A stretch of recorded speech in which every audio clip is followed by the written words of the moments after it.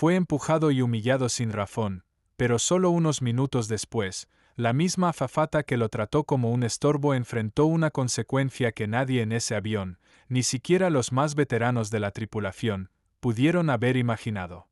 Lo que ocurrió en este vuelo cambiará todo, no solo para los pasajeros, sino también para la aerolínea entera. Antes de empezar, cuéntame en los comentarios desde donde estás viendo esta historia, y si te gustan las historias que sacan a la luz verdades incómodas en los lugares menos esperados, no olvides compartir y suscribirte para recibir más contenido de AVA.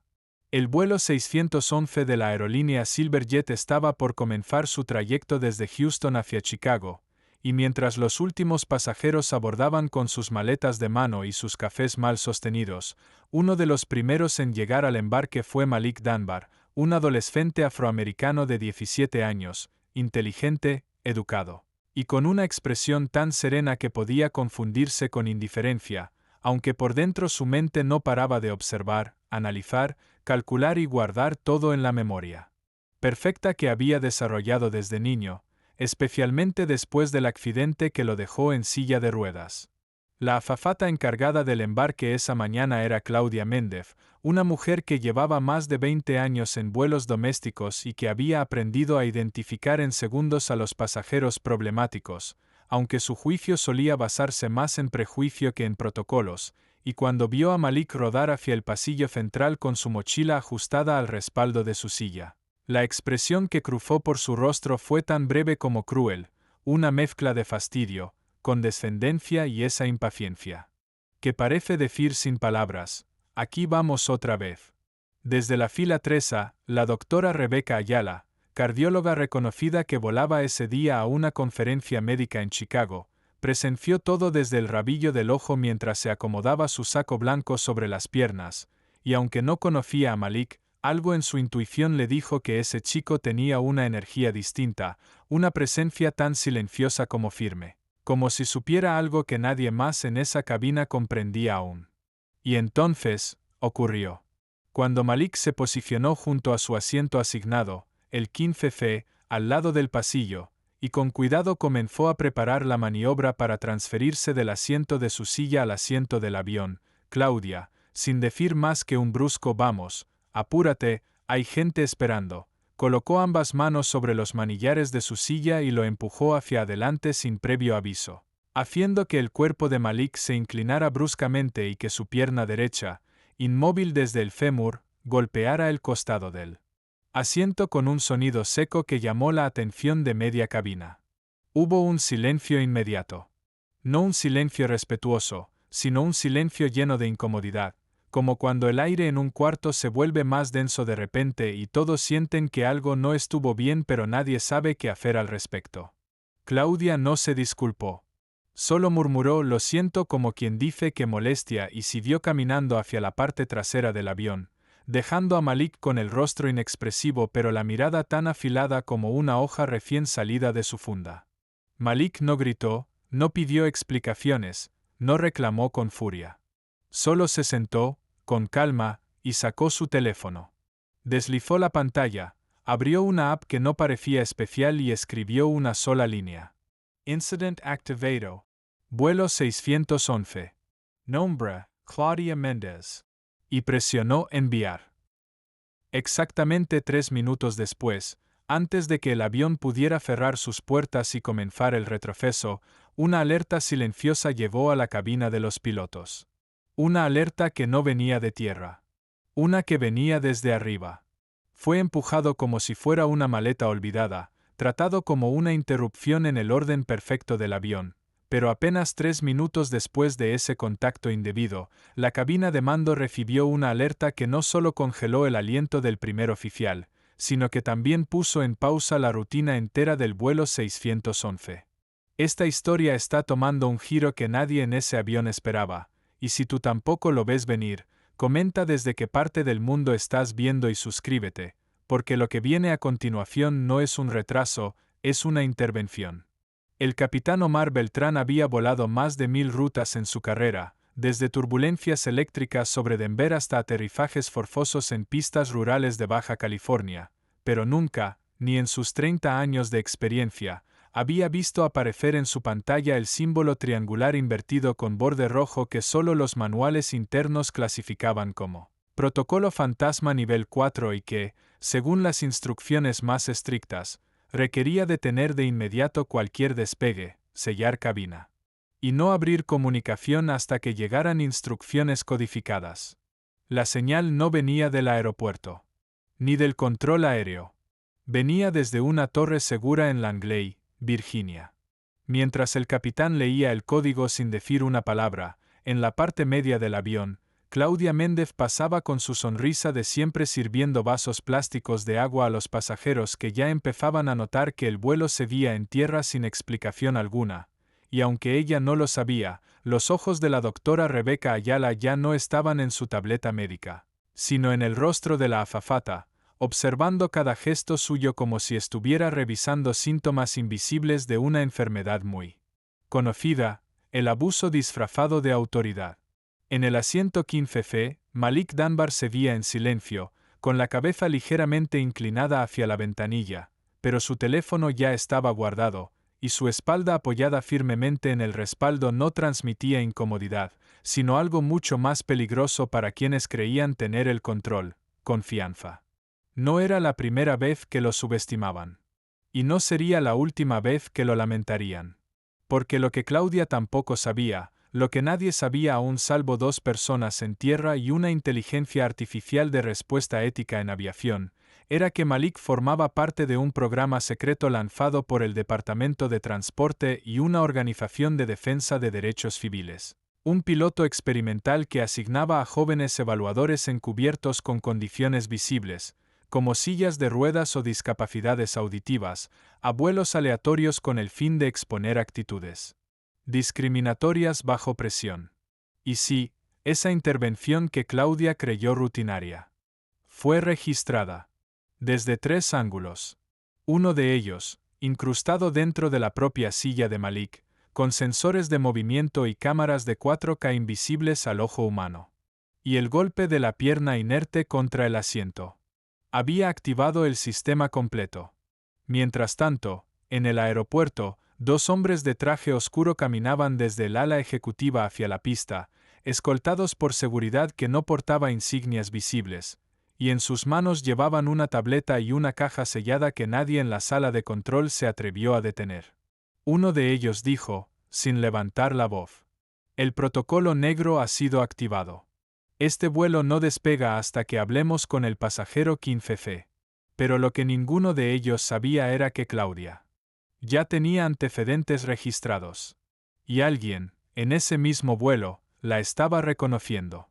Fue empujado como si su cuerpo no tuviera valor, como si su presencia fuera un error en la lista de embarque, pero ahora, mientras el vuelo 611 continuaba inmóvil bajo el sol de Houston y los murmullos comenzaban a propagarse como una grieta entre los pasajeros, la historia que estaba a punto de salir a la luz no solo pondría en riesgo la reputación de una azafata, sino que revelaría un patrón silenciado durante años por la burocracia aérea. Si llegaste hasta aquí, dime en los comentarios desde qué ciudad estás siguiendo esta historia, y suscríbete si ya te diste cuenta de que esto no es un simple incidente de vuelo, esto es un juicio entre nubes. Dentro de la cabina, el capitán Omar Beltrán recibió un segundo mensaje cifrado, esta vez acompañado por un archivo adjunto que llevaba por nombre un número que no había visto en más de 5 años, almohadilla IMC M3027, y aunque en ese momento no lo recordaba con claridad, algo en su estómago se encogió al reconocer el encabezado de conducta previa bajo investigación. El archivo tenía la foto de una azafata más joven, sin canas ni arrugas, pero con la misma mirada gélida. Nombre: Claudia Méndez. El documento, desclasificado en tiempo real por la agencia que había recibido la señal desde la silla de Malik, contenía una lista de reportes internos que nunca se hicieron públicos, incidentes en 2017, 2019 y 2021, todos con palabras claves que se repetían como un eco inquietante: discapacidad, menores de edad, conducta inapropiada, y en cada uno, un detalle escalofriante, cerrado por falta de pruebas visuales. Pero esta vez las pruebas estaban dentro del avión. Y respiraban. En la fila 3A, La doctora Rebeca Ayala deslizó el brazo por debajo de su asiento y sacó su maletín de cuero, no para revisar algún equipo médico, sino para abrir un pequeño dispositivo personal con acceso satelital que solo miembros certificados de ONG internacionales podían portar, y con una expresión grave en el rostro. Envió un informe urgente a la red Skywatch, un boletín interno de emergencia para médicos civiles testigos de abusos en tránsito aéreo. Mientras tanto, Claudia seguía paseándose por el pasillo con la postura de quien finge normalidad, ofreciendo vasos de jugo con una sonrisa que ahora era tan frágil como el ala de papel de un avión bajo lluvia, pero cada vez que miraba hacia el fondo de la cabina y se cruzaba con la mirada de Malik, su corazón latía con una incomodidad que no sabía describir. Y fue entonces cuando ocurrió el giro que nadie esperaba. Un pasajero en la fila 22B, un hombre mayor con cabello blanco y sombrero de pescador, levantó la mano como si fuera a pedir algo, pero en lugar de una bebida o una manta, dijo en voz firme, con acento texano: ¿Ella sigue trabajando aquí? ¿Claudia Méndez? ¿De Silverjet? Los pasajeros se giraron. Claudia se congeló. Yo fui testigo de lo que le hizo a mi nieto, dijo el hombre sin levantar la voz, pero dejando que cada palabra cayera como plomo. En 2019. Lo empujó. También en silla de ruedas. Lo dejó llorando en el pasillo. Pensé que ya no trabajaba más aquí. El avión se volvió un horno de silencio. Y Malik, con los ojos fijos al frente, murmuró algo sin que nadie lo oyera. Una sola palabra. Confirm do. Porque ese hombre era parte del operativo también. Fue empujado frente a todos sin provocación, con la frialdad de quien ha cometido ese acto muchas veces sin ser castigado, pero ahora, con un avión detenido en tierra, un archivo desclasificado en tiempo real y un testigo inesperado que rompió el silencio desde la fila 22. Lo que comenzó como un acto aislado estaba cobrando una dimensión que ni la propia aerolínea estaba preparada para enfrentar. Si sigues aquí, déjame saber en los comentarios desde qué país estás viendo esta historia, y suscríbete, porque esto no es un vuelo, es una sentencia voladora en curso. En la cabina del avión, el capitán Omar Beltrán, con el rostro endurecido por una mezcla de sorpresa e indignación, ya no intentaba mantener las apariencias ante su tripulación, y mientras observaba la transmisión en vivo que recibía desde la Torre de Seguridad Federal, su voz por el intercom fue breve pero definitiva. Solicitamos a la señorita Claudia Méndez que se dirija inmediatamente a la cabina. Los pasajeros no dijeron nada, pero las miradas lo dijeron todo.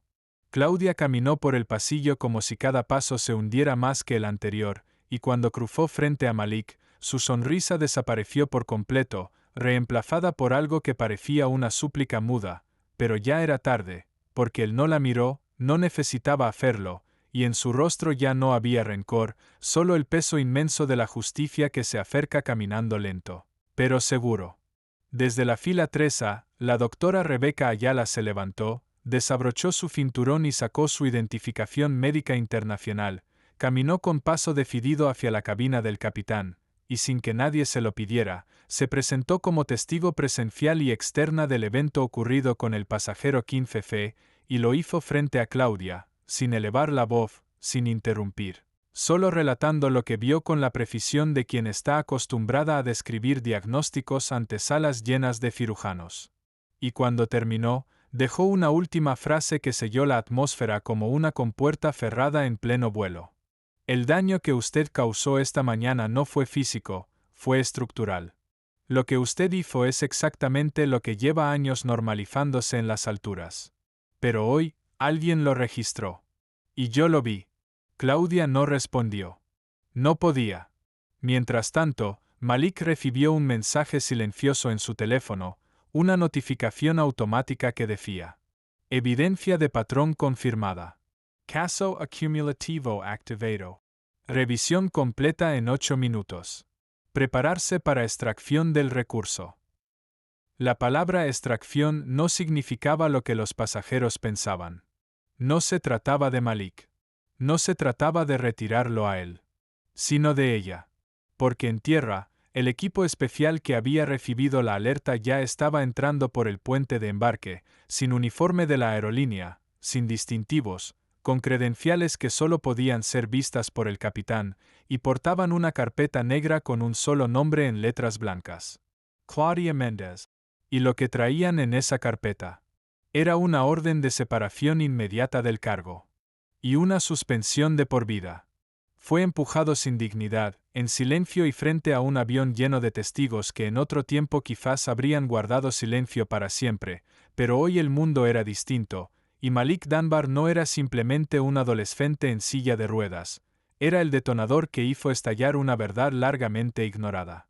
El vuelo seguía sin despegar, pero los motores de la justicia ya estaban encendidos. Si estás leyendo esto, dime en los comentarios si alguna vez fuiste testigo de una injusticia parecida, y no olvides suscribirte, porque lo que sigue no está escrito en ningún manual de aviación. Las puertas del avión se abrieron sin previo aviso, no con el tono robótico habitual que anuncia embarques o descensos, sino con un sonido más seco, más directo, como una declaración de guerra sin palabras. A través de ellas, ingresaron 3 agentes vestidos de civil con credenciales que no tenían logotipo de aerolínea, sino un sello federal que hizo que incluso el capitán Beltrán se pusiera de pie al verlos cruzar la cabina con pasos firmes y rostros sin expresión. Uno de ellos, el más alto, se dirigió directamente hacia la zona frontal, donde Claudia Méndez había sido escoltada discretamente por el copiloto apenas unos minutos antes. El agente no gritó, no apuntó con el dedo, no levantó la voz. Solo sacó una hoja del interior de una carpeta negra, la sostuvo frente a la azafata y dijo: por orden de la Comisión Federal de Ética Aérea, y con base en evidencias documentadas en este vuelo y en al menos 3 incidentes anteriores no declarados públicamente, queda usted formalmente separada de su cargo de forma inmediata, y bajo investigación directa hasta nuevo aviso. Debe abandonar esta aeronave ahora mismo. El silencio que siguió no fue natural. Fue el tipo de silencio que ocurre cuando alguien se da cuenta, por fin, que cruzó una línea que no tiene regreso. Claudia no dijo una palabra. Solo bajó la mirada, asintió levemente y comenzó a caminar hacia la salida, pasando frente a todos esos rostros que hasta hace una hora la veían como autoridad, pero que ahora la observaban como lo que realmente era, el reflejo perfecto de un sistema enfermo. Pasó frente a Malik. Y aunque su rostro intentó sostener un gesto neutro, sus labios se movieron en un murmullo apenas audible. No sabía quién eras. Y Malik, sin girarse siquiera, respondió con voz baja pero poderosa. Ese fue tu primer error. Pensar que no tenías que saberlo, fue el segundo. Desde la fila 22, el abuelo testigo bajó su sombrero en señal de respeto. Desde la fila 3A, la doctora Ayala cerró su tableta con el informe completo ya enviado. Desde la cabina, el capitán recibió autorización inmediata para reanudar el vuelo. Pero justo antes de cerrar las puertas, uno de los agentes se giró hacia Malik y le entregó un sobresellado con el símbolo del programa SkyScan, un documento que confirmaba que la operación había sido un éxito. Y en la esquina inferior derecha, escrita a mano, había una nota que decía: prepárate. En el próximo vuelo, habrá más que mirar. Fue empujado como si su existencia estorbara, como si ocupar espacio en aquel pasillo angosto fuera demasiado para alguien en silla de ruedas, pero ahora, con la azafata fuera del avión, escoltada por agentes con credenciales selladas y rostros de piedra, muchos pensaron que el conflicto había terminado, que la justicia ya había caído como un rayo, limpia, certera, definitiva. Pero lo que nadie sabía, ni el capitán, ni los pasajeros, ni siquiera Malik, es que Claudia Méndez no se fue sola. Porque lo más peligroso que había dejado atrás no era su actitud, sino lo que había activado antes de bajar. Fue entonces cuando todo cambió. Porque mientras el avión por fin recibía la orden de cerrar puertas, mientras los pasajeros se acomodaban creyendo que el caos había pasado, en la parte baja del fuselaje, donde las cámaras no graban y donde las alarmas suelen ser opcionales, un pequeño compartimento empezó a emitir calor, no por incendio, sino por un dispositivo que jamás debió haber estado allí. Una caja negra, no de vuelo, sino de almacenamiento cifrado. Y lo que contenía era información. Archivos. No solo del caso de Malik. sino de todos los reportes suprimidos que Claudia había recogido y guardado por años, quizás como chantaje, quizás como seguro, quizás como parte de algo más grande. Desde la cabina, el capitán Beltrán observó cómo una nueva alerta apareció en su tablero, una que no venía ni del aeropuerto ni de la torre ni de la FAA, sino de un nodo autónomo de seguridad internacional. Detectada fuente de datos sensibles bajo sección 4B. Requiere intervención inmediata. Riesgo de exposición de múltiples operaciones clasificadas. Prioridad roja. ¿Qué diablos es esto?, preguntó el copiloto. Y la respuesta vino desde el asiento 3A. La doctora Rebeca Ayala se puso de pie, se acercó al área de servicio, sacó su tarjeta de identificación biomédica y, con una calma que nadie podía igualar, dijo: lo que hay en esa caja puede hundir más que una carrera. Puede hundir el sistema entero de reportes internos de esta aerolínea. ¿Y cómo sabe usted eso?, preguntó el primer oficial, confundido. Porque esa caja, respondió ella, fue diseñada por mi equipo. Mientras tanto, Malik, con su silla levemente inclinada hacia el pasillo, giró apenas su cabeza hacia atrás y dijo con una media sonrisa: Claudia no sabía quién era yo. Pero nosotros sí sabíamos quién era ella. Y eso, era aún más poderoso. Fue empujado como si no tuviera derecho a estar ahí, tratado como un obstáculo más por alguien que pensó que jamás enfrentaría consecuencias, pero ahora, con la cabina en máxima alerta, las puertas cerradas nuevamente y una caja desconocida ardiendo lentamente bajo el piso del avión, la verdadera historia apenas estaba comenzando a desplegar sus alas. Si llegaste hasta aquí, comenta con un avión y dime qué parte de esta historia te ha dejado con la boca abierta, y no olvides suscribirte, porque lo que se está por revelar es más grande que un despido, más grande que una aerolínea. Es una red completa. En la zona de carga, los sensores térmicos del avión ya no podían ocultar lo que estaba pasando. El dispositivo oculto bajo la sección 4B no era simplemente una caja olvidada ni un error del sistema, sino una unidad de almacenamiento de datos de alta densidad, con tecnología de encapsulamiento térmico usada por entidades que operan por fuera del sistema comercial, es decir, por organizaciones que no responden ni a la aerolínea ni al gobierno directamente. El capitán Beltrán activó el protocolo de inspección técnica de emergencia, algo que no había hecho en años de vuelo, y pidió a un asistente de mantenimiento que subiera desde la pista antes del despegue, pero fue interrumpido por un código que apareció en su pantalla principal. No abrir. Spear a Skywatch. Intervención en curso. Desde la fila 3A, la doctora Ayala ya había abierto una transmisión cifrada en su dispositivo portátil, y su conversación con una operadora de seguridad internacional reveló lo que muy pocos sabían. Claudia Méndez no actuó sola. Malik escuchaba todo en silencio, pero cada palabra que pronunciaban confirmaba lo que él ya sabía desde hacía meses, que su asignación no era simplemente verificar el trato hacia personas con movilidad reducida, sino exponer si dentro de Silverjet operaba una red clandestina que recopilaba evidencia de denuncias suprimidas para venderlas a terceros interesados en hundir reputaciones, comprar silencio o manipular políticas internas a través de chantaje estratégico. Y esa caja era el núcleo de esa operación. Desde la fila 22, el anciano que había reconocido a Claudia en el vuelo miró a Malik con una mezcla de respeto y miedo contenido, y finalmente se levantó, caminó por el pasillo con paso firme, y le entregó al joven un pequeño sobresellado. Ella no sabía que yo aún tenía esto, dijo, dejando el sobre su regazo. Malik lo abrió. Dentro, había un pase de seguridad con el logo antiguo de Silverjet, el mismo logo que había sido retirado en 2018 después de un escándalo de derechos laborales que nunca llegó a juicio. Pero lo importante no era el logo. Era el nombre que aparecía debajo. C. Méndez, coordinadora de archivo interno, registro ético y confidencial. No era solo una azafata. Era la recolectora. La caja no contenía evidencia sobre ella. Ella había creado la caja. Y ahora estaba activándose sola. Porque lo último que Claudia hizo antes de ser escoltada fuera del avión fue enviar una señal. Una que nadie entendió en su momento. Una que decía: "Sio Keigo Totoscan".